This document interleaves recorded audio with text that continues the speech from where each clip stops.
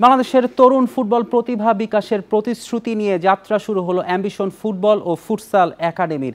America ও গাম্বিয়ার পর এশিয়ার মধ্যে বাংলাদেশে প্রথম প্রতিষ্ঠিত হলো এই একাডেমি। পরিচালিত হবে 5 জন বিশেষ কোচ দিয়ে। প্রতি শুক্র শনিবার 2 বেলা করে অনুশীলন করার সুযোগ থাকবে।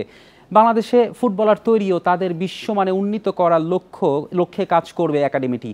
প্রথম দিন তরুণ ফুটবলারদের জন্য রাখা হয়েছিল বিশেষ ব্যবস্থা। বিনামূল্যে একাডেমির পেশাদার অনুশীলনে অংশ নেন তারা। শুক্রবার রাজধানীর বেড়াইদের অ্যাথলেটস হাবে 40 থেকে 50 জন উদীয়মান ফুটবলার অনুশীলনে অংশ নিয়ে একাডেমির কার্যক্রম সম্পর্কে ধারণা দিয়েছেন। এই একাডেমির একটি বিশেষ ক্ষমতা বা সক্ষমতা যাই বলেন, তা হলো আন্তর্জাতিক মানের যোগ্যতায় উন্নীত দেশীয় ফুটবলারদের ইউরোপীয় ও আমেরিকান বিভিন্ন লিগে খেলার সুযোগ করে দেয়া। এছাড়াও আরও অনেক ফুটবল কর্মসূচি নিয়ে আমাদের কাজ করার পরিকল্পনা আছে, যা বাংলাদেশের ফুটবল প্লেয়ারদের বিশ্বমানের ফুটবল দক্ষতা অর্জনে সহায়ক হবে বলে আমি আশা করি।